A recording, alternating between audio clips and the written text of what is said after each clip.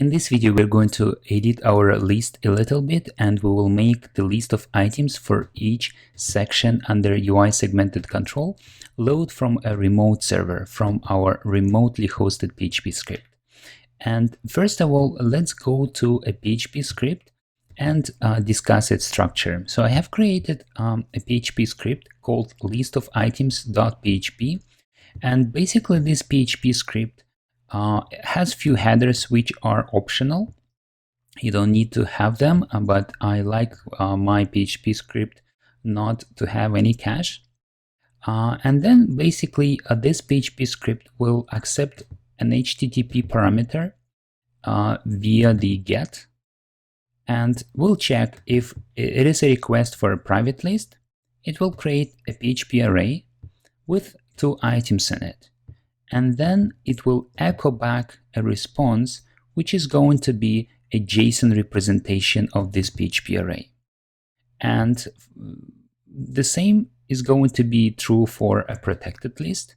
So if the user requested a list with the parameter protected list, we will create protected list PHP array, add a few items to it, and then echo back JSON encoded representation of this PHP array. And the same is true for public list. So here's my PHP script. I have already uploaded to my website, and I will open it up. Here it is. So it is swiftdeveloperblog.com, and then my PHP script is called my list of items. And then I passed list type, and then which is a request parameter. Here it is, get list type equals to parameter that I can type. So for example, for the private list, I will type private list, hit enter. Oh, I have a typo. And then it outputs a JSON representation of this array, which has 2 items. And for the protected list, it will echo back a JSON representation of protected list. Okay, so our PHP script is ready. And now let's go back to our Xcode project and edit our source code a little bit to make the list of items load from the server side. And at this moment, our list of items loads from these 3 hard-coded array of strings. So we will clear data from them, because we want this data to load from server side now. And I will clear each of them. So our table view number of rows and sections will remain the same. Our table view self-forward index path will also remain the same. And these 2 functions we will need to edit a little bit. Let's start working with segmented control action change, and we will delete this line of code, and we will implement a new function which will load items. So let's declare this function somewhere here, func load items, and this function will be responsible for loading items from our server side. Now for the segmented control, I have prepared a few lines of code just to speed this video up a little bit. So I'll copy them and paste them here under segmented control action changed. And we will use switch statement to determine which tab of our segmented control was tapped. So for the private list, we will, which is going to be our case 0, we will check if private list has any items in it. If its count is not equals to 0, we will reload table view. We do not need to load new items because items have been already loaded. Otherwise, if our private list does not contain any items in it, if it's empty, we will call load items function. And we will do the same for each option. So when protected tab is tapped, the case 1 will be called, and we will check if friends and family is empty, we will load items. Otherwise, we will simply refresh our table view. Okay, so, and the same is for the public list. And now let's go back and let's implement the load items function. And for load items function, I have also prepared a few lines of code, so I'll just paste it here. And this function will use a switch statement to detect which segmented control index was selected, and then call another function, but this time passing it the list type it needs to load. Let's declare a new function which is called load items now and work with it. Load items now. It's going to accept a list type which is going to be a string value, this function will send an HTTP GET request to our server-side PHP script to request for new items. And I have prepared a few lines of code to make the video faster. So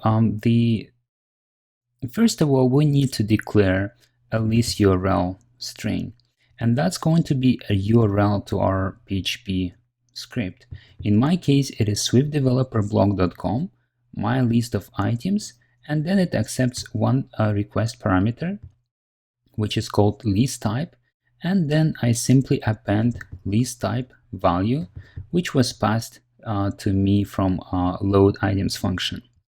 And the reason I add another parameter, which is basically any other parameter it can be, I called it t, and then I used a universal ID, like a universal identifier, which is going to be a unique value, just to make sure that my request is not cached and I always get a fresh list from the PHP script, that there is no caching and my list of items is always updated.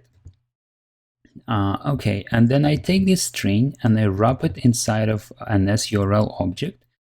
So I construct an SURL, and then I create a mutable URL request, and I put this, and I specify that this request is going to be HTTP GET.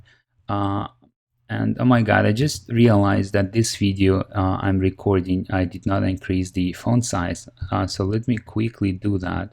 So I go to Preference, and I select Presentation, and now everything is larger. I'm so sorry for this. Okay, so we have declared a new URL, and now we created request and we are ready to send it. And to send an HTTP request, we will use an SURL session.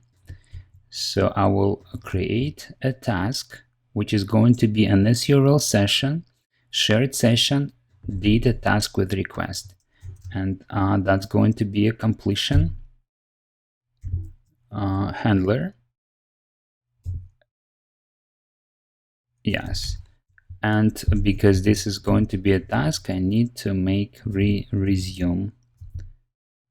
I need to make it resumable. Okay, so let's continue. Now, when this completion handler triggers, we will be provided with three objects: data, response, and error. If error takes place, if there is a HTTP request timeout, for example, then we can display information to the user and return. To display error message, we will first check if error object is not nil, and if it is not, we can display an alert message and return from this function.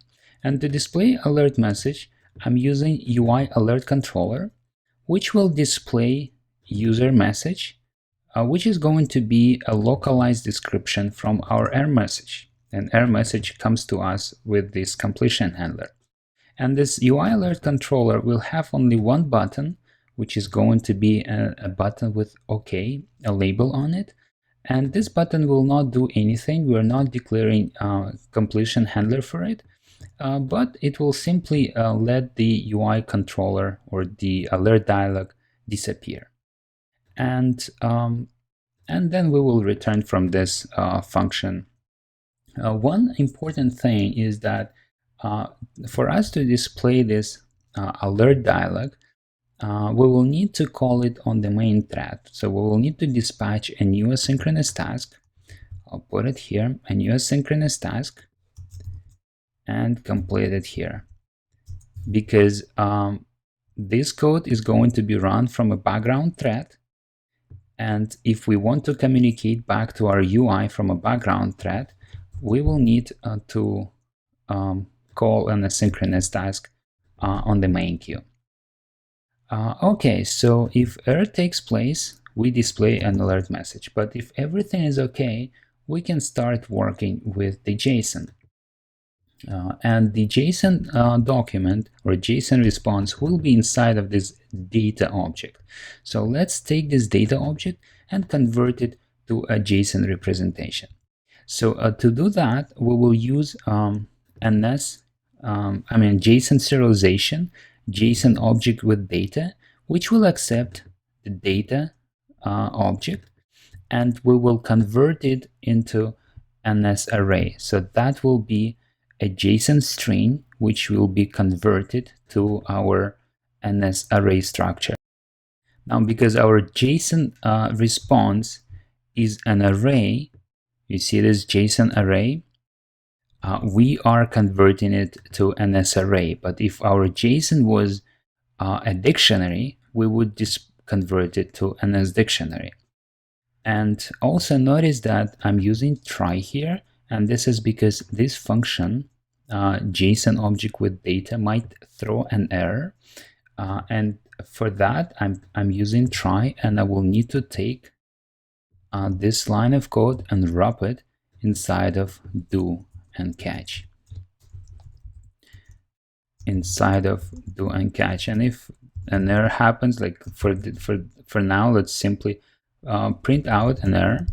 But again, in your application, you might want to display an error message just the same way we did it here, creating UI alert controller. Okay, so now let's we have our JSON object, and we will need to check if this JSON object, which is now going to be an array, contains any data in it. And to do that, we will use if let. So we will use if let to check if JSON has any value, and if it does, we will analyze this value and assign its content to our array of lists. So for example, we will check if the list type requested, this parameter here, list type, was equal to private list. So if this HTTP request was to read private list, then we can take its JSON, convert it to an array of strings, and assign to our private list. If this HTTP request was for protected list, if list type parameter here was equal to a protected list, then we take the response, which is our parsed JSON, and it's now an array, and we assign it to friends and family. And the same is for public list.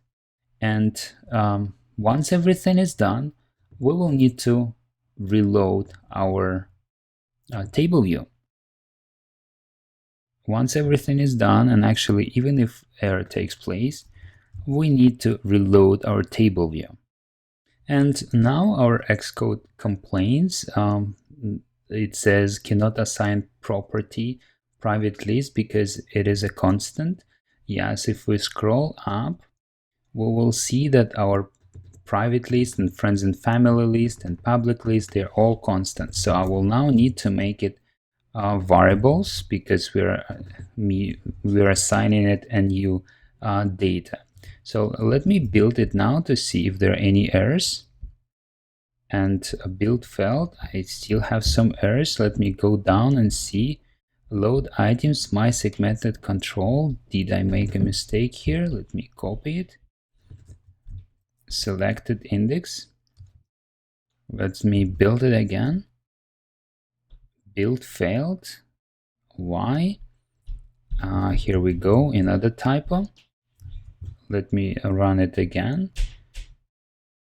Okay, build succeeded. So let's run this application to see how it works now.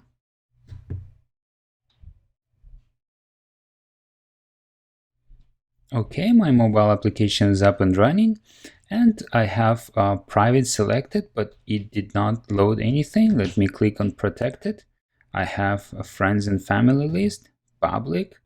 I have everything working, and I go to private and it's loaded.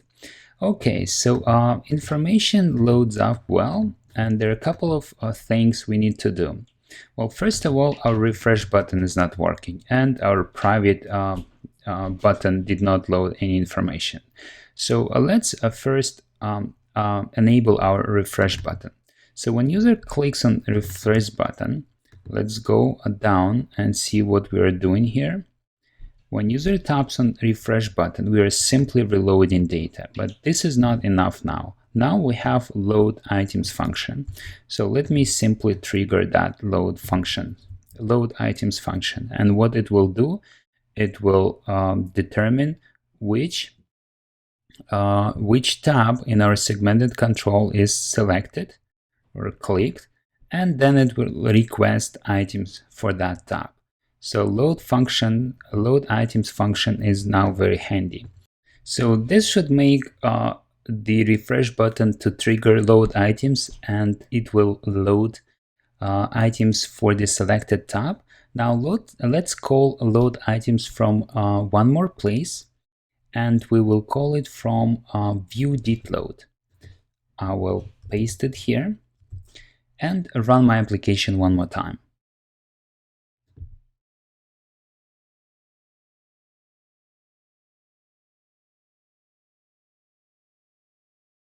Okay, my application started and I see private list of items listed. And I go to protected and I go to public. It is all working now. And if I hit on refresh, it still works well. Okay, but notice when application started, there was a little delay before private list of items loaded. And this is because HTTP request takes a few seconds, and sometimes one, sometimes two, depending on the internet connection. And what we can do, we can add activity indicator display and let user know that we are loading information. Please wait. For example, if I run it again, we will see that delay of about 1 second before information appeared. So it's good to put an activity indicator and let user know that we're loading information. So let's quickly do that. Let's add a very simple activity indicator. And for that, I will stop this application, open up my storyboard here, and I will open right side panel. And under the objects library here, I will look for activity indicator view. Here it is. So I'll take the activity indicator and drag and drop it to my interface file. I just align it carefully so that it is on the middle and the center. Okay, and now while activity indicator is selected, or if in case you lost it, you can open up this left side panel document outline by clicking on this little button here, and you can select activity indicator view from the list under my table view. And while this activity indicator view is selected, hold Control button, drag and drop to our Swift file to create a new outlet. And I will call it my activity indicator. Okay, so let's hide the left side panel and expand the assistant editor a little bit, and we do not need the right side panel. Okay, so now we have activity indicator view, but it will not be visible.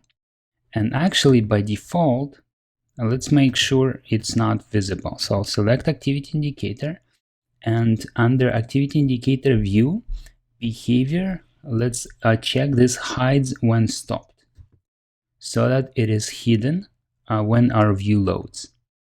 Okay, and now we want to display activity indicator right when we send HTTP request, or every time we send HTTP request, we want this activity indicator to appear. And we send HTTP request when load items now function is called. So right at the top here, I will refer to my activity indicator. I'll click on dot and then start animating.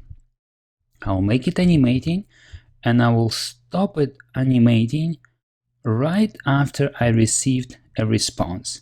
Whether it is an error or whether there is no error, I want to stop this activity indicator from animating. So I will reference my activity indicator, and then I tap stop animating. And let me, actually, yes, I will need to reference to self my activity indicator stop animating.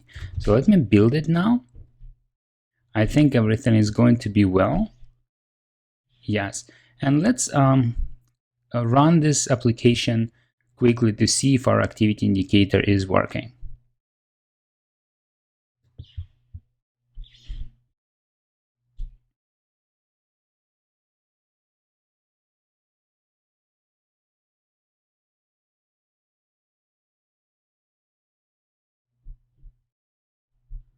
Okay, my application is up and running now, and if I click around, yes, I see my activity indicator appears and disappears. Now, because all of these items are now cached, there is no HTTP request being sent, but if I tap on refresh, I should see activity indicator appearing and letting me know that it is loading some data. Okay, so our UI segmented control works, table view loads, and refresh button works, activity indicator is working. So everything is good, and I hope this video is helpful to you.